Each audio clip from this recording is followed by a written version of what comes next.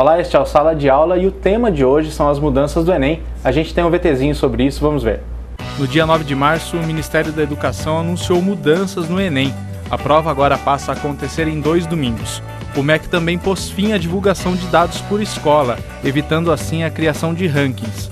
Os cadernos de prova passam a ser personalizados e vai haver um agrupamento de matérias. No primeiro dia de prova, com 5 horas e meia de duração, o aluno vai fazer a redação e responder perguntas sobre linguagem e ciências humanas. No segundo dia, com 4 horas e meia, as provas de matemática e de ciências da natureza.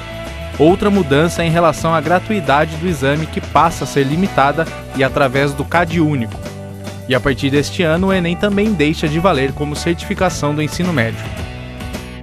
E para falar sobre esse tema, eu converso com o professor César Nunes, da Faculdade de Educação da Unicamp, e com o professor Márcio José Rosales, que é professor de Engenharia na Exanc. Bom, a primeira pergunta para os dois é falando assim, de uma maneira geral.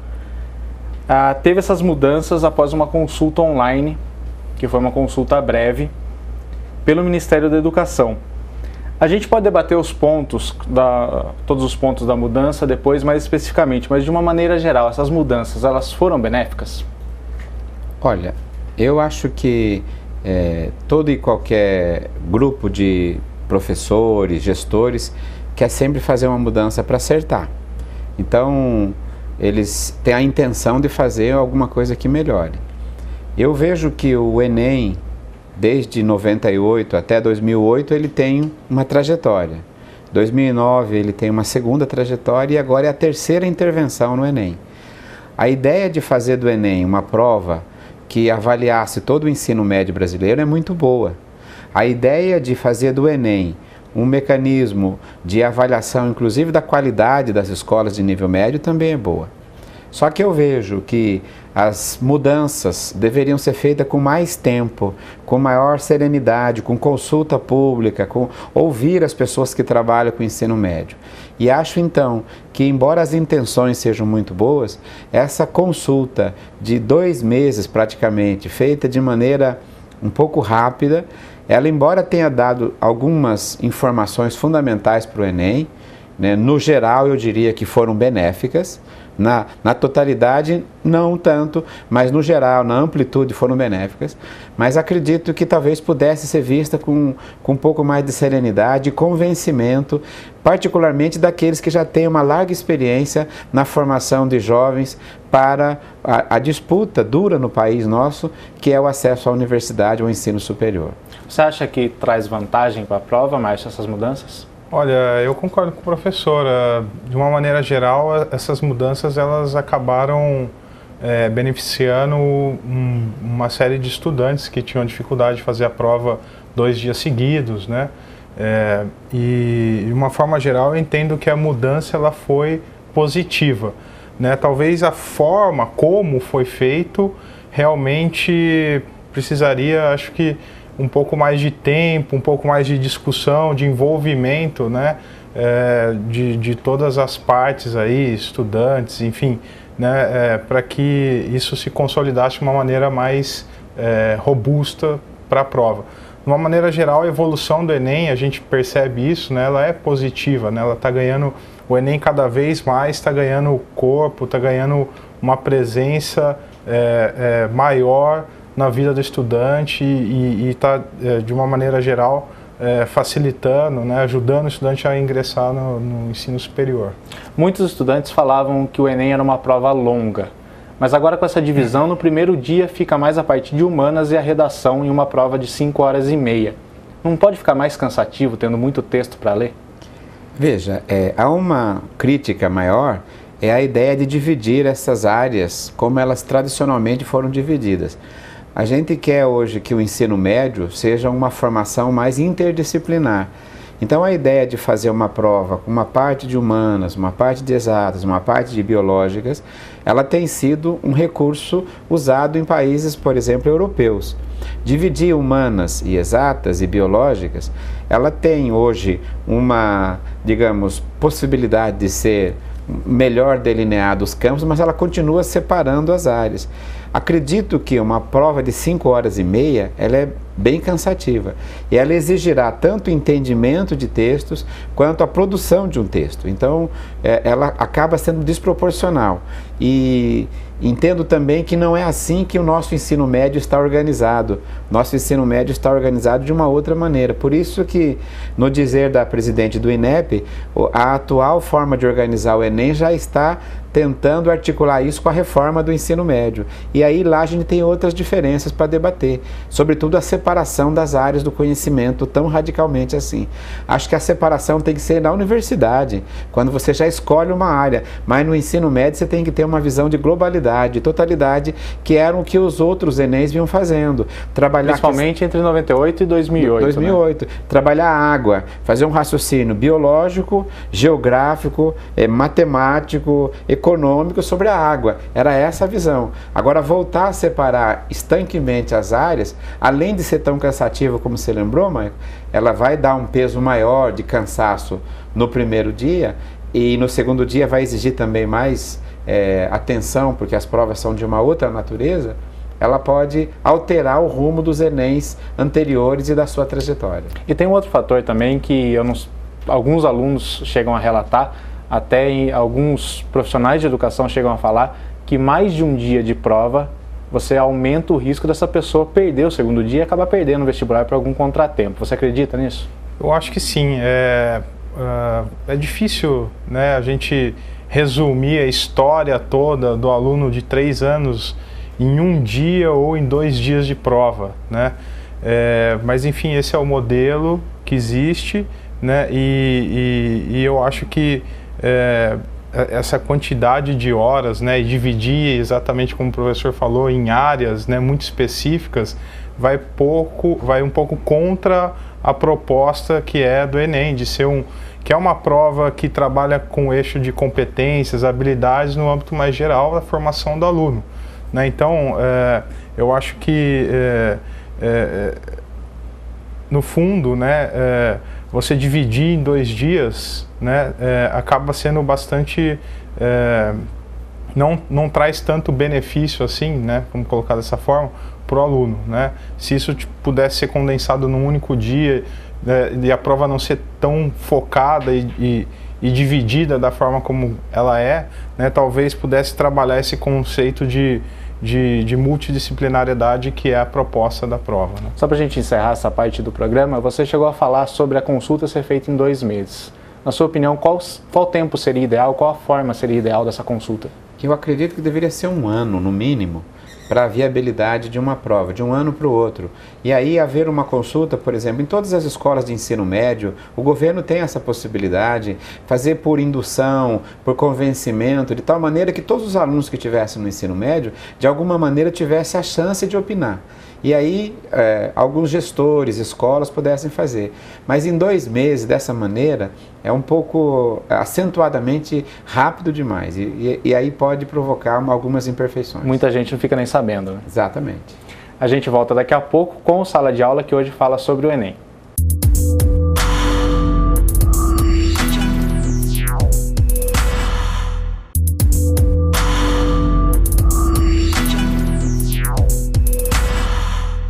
Estamos de volta com o Sala de Aula, que hoje fala sobre o Enem, as mudanças que foram anunciadas recentemente. Continua a mesma coisa, na verdade não teve uma mudança em relação ao ano passado, a prova continua sendo em novembro. Isso é prejudicial para os alunos por ser muito perto dos grandes vestibulares? Eu acredito que sim. Acredito que essa prova ela teria que ter trabalhada ou até agosto, setembro no máximo, porque depois os alunos já vão, pela própria dinâmica do ensino médio, se preparando para finalizar e preparar para os vestibulares e tudo. Fica um acúmulo geral, com o estresse que isso é. A gente já sabe que a avaliação para a universidade já é uma pedra no sapato, né? Nos países europeus não há vestibular mais. O vestibular é feito pela média dos alunos no nível médio, todo mundo tem direito a uma vaga no ensino superior. Entre nós ela continua ainda sendo piramidal, Então há poucas vagas no ensino superior de natureza pública ou de natureza privada com qualidade, porque há também muitas universidades que já perderam essa qualidade, né? Algumas faculdades que, se você perdeu o RG na rodoviária, você sai na lista deles, né, no domingo. Já está matriculado. Já está matriculado. Então acredito que a prova em novembro, ela seja... mantenha a tradição de sufocamento e de pressão por outros vestibulares. Ela poderia ser feita de maneira um pouco mais serena e preparada, a meu ver, logo depois, no início do segundo semestre, até no máximo outubro, seria mais viável. É lógico que o que a gente falou de perder o RG já está matriculado é uma brincadeira, mas de certa forma a gente não pode esquecer que até para as particulares existe um prazo para matrícula, para tentativa de bolsas com programas como o ProUni e o FIES. Fica apertado realmente em novembro. Eu acho que sim, quer dizer, acaba acumulando tudo, o aluno passa por um estresse no final do terceiro ano, né, de uma série de vestibulares e muitas vezes até coincide datas de provas, né, então o aluno tem que acabar escolhendo, eu vou fazer esse vestibular, eu vou fazer essa prova, né, e isso sem dúvida nenhuma é prejudicial para o próprio aluno, né?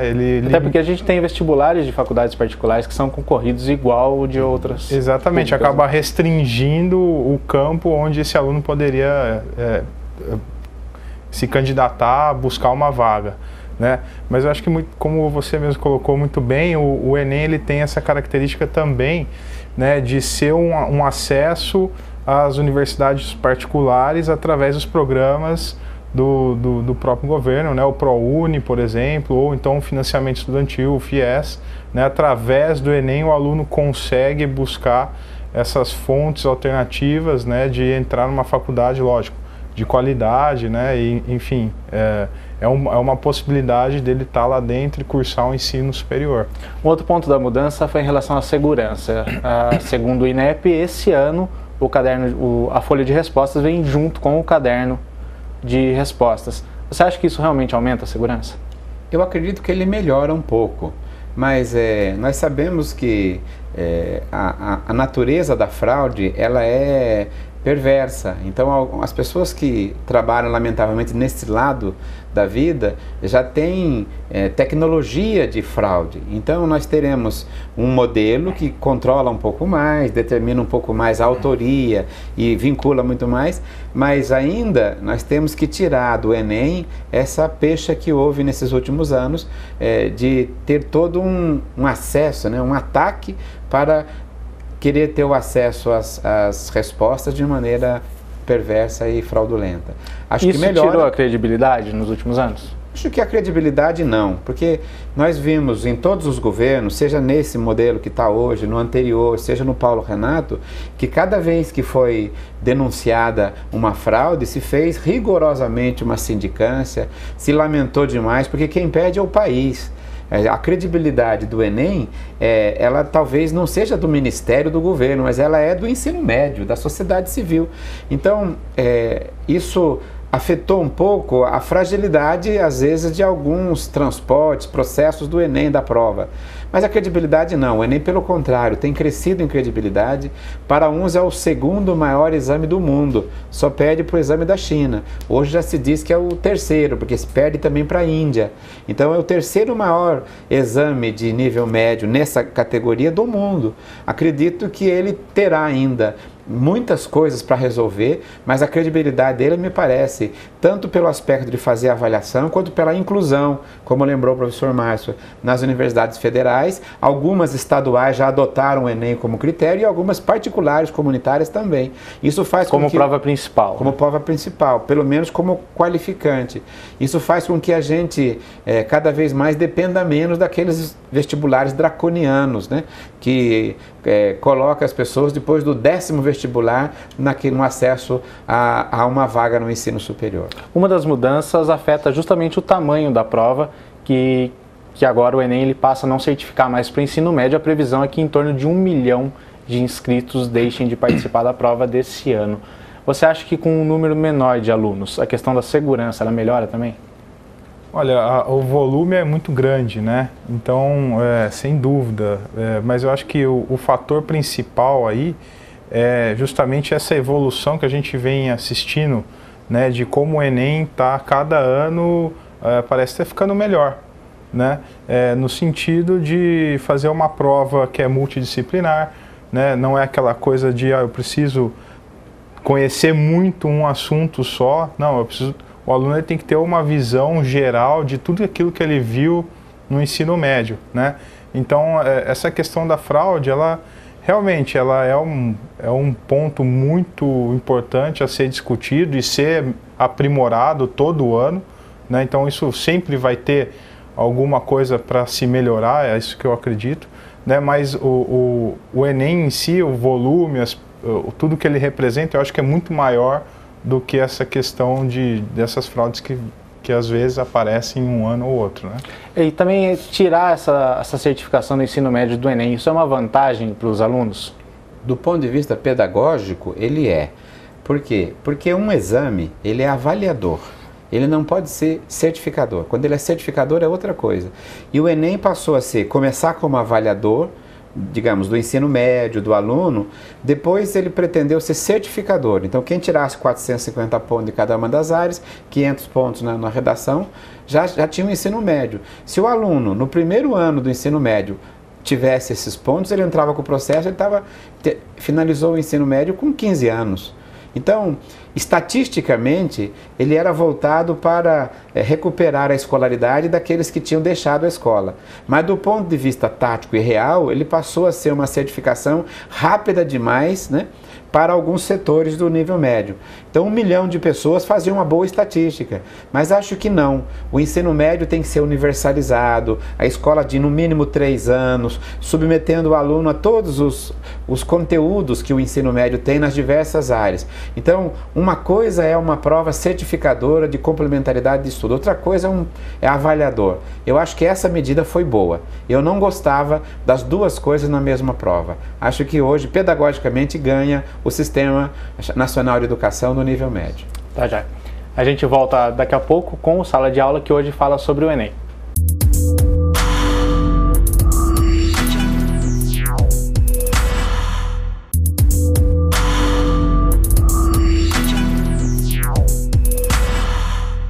Voltamos com o Sala de Aula, que hoje fala sobre o Enem e as mudanças que foram anunciadas recentemente.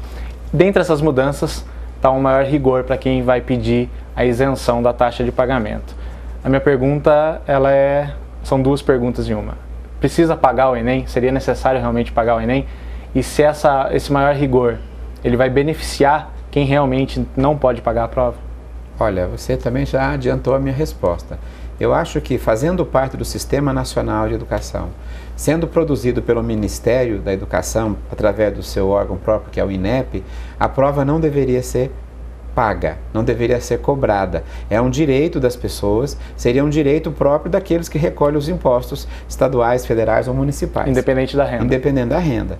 Agora, dada que as condições no Brasil são diferentes, então criar uma isenção, primeiro uma prova acessível pelo custo que ela tem, e depois criar uma isenção é um elemento importante.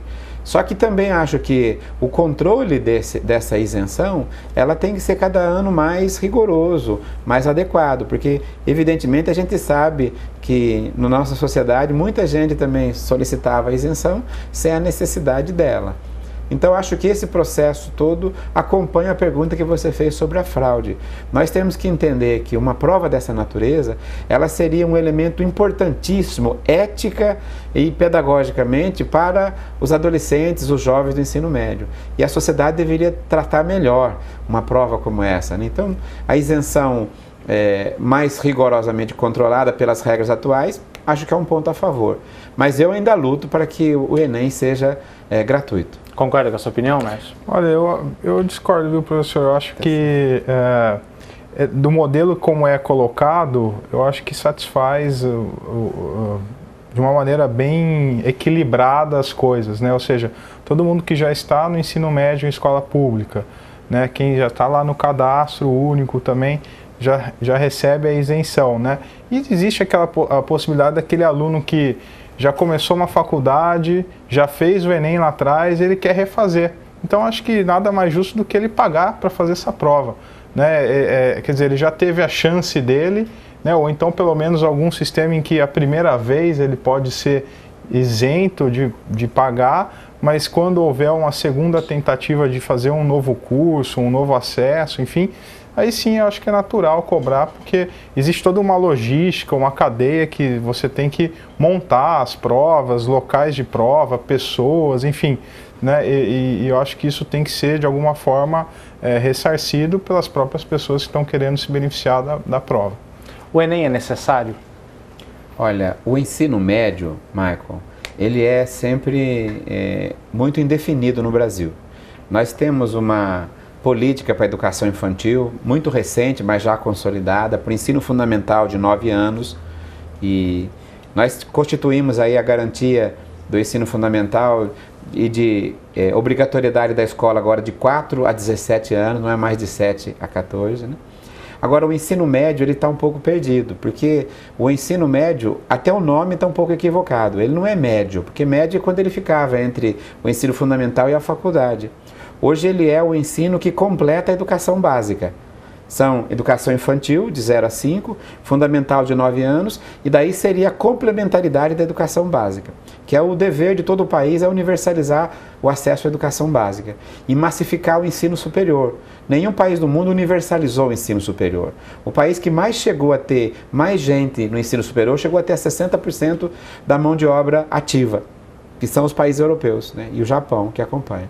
Agora, o ensino médio, a meu ver, a escola da juventude, ele deveria estar mais olhando para a educação básica do que para o ensino superior.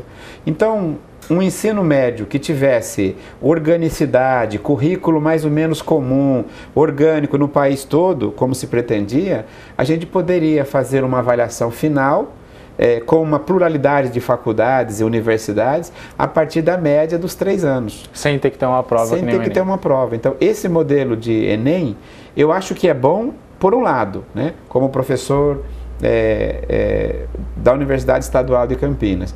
Ele é bom porque ele quebra um pouco, né, o elitismo de alguns vestibulares, sobretudo no estado de São Paulo, né?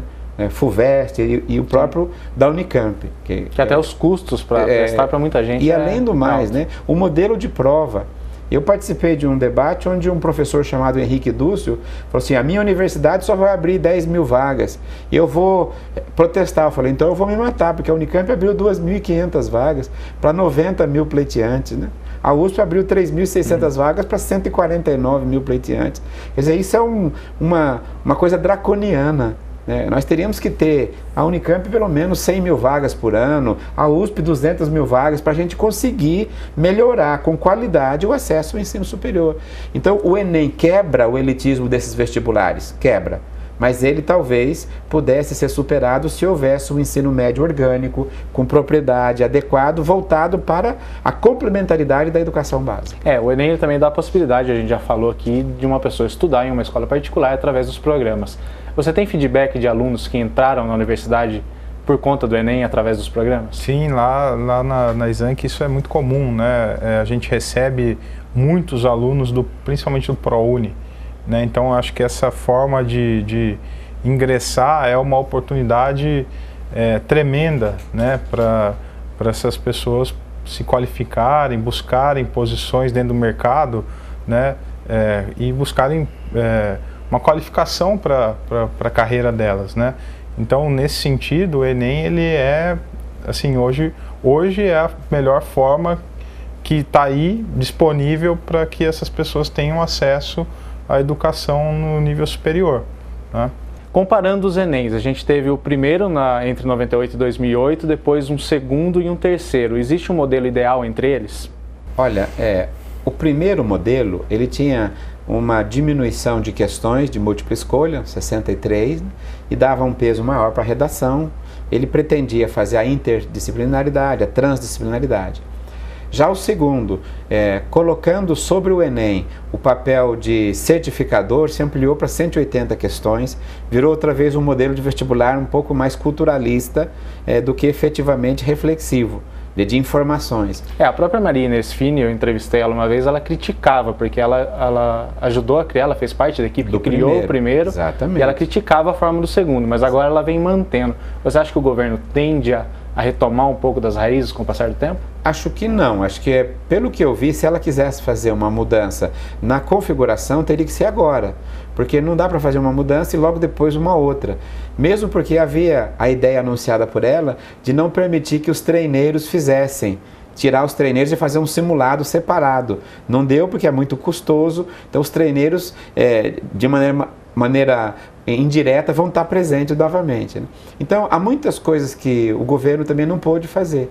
Então eu diria que a melhor forma, a meu ver, é um menor número de questões, uma prova um pouco mais inteligente do que essa quantitativa e maior vinculação do INEP com os ensinos médios do país, né?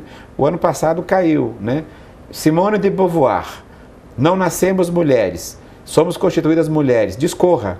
Coisa que muita gente só vai ver na faculdade. Quem do ensino médio vai responder essa questão? Os meus alunos da Unicamp não responderiam, né? Aí caiu na segunda fase da FUVEST do ano passado. Utopia, de Thomas Moros, próximo a Tommaso Campanella, La Città del Sole. Utopia é uma coisa impossível ou é uma forma de crítica social? Quem responde? O nosso ensino médio não responde isso. Então, há uma distância do avaliador do ensino médio real. Houve uma distância e hoje há uma tentativa de fazer uma prova com uma quantidade de informações. Acho que nós temos condições, né, a pesquisa, os intelectuais do país, os trabalhadores da educação, de fazer uma prova mais orgânica, mais enxuta, mais inteligente, que desse conta do ensino médio que nós temos. Nosso tempo acabou. Muito obrigado pela presença. Obrigado. Obrigado. Esse foi o Sala de Aula. A gente volta no próximo programa.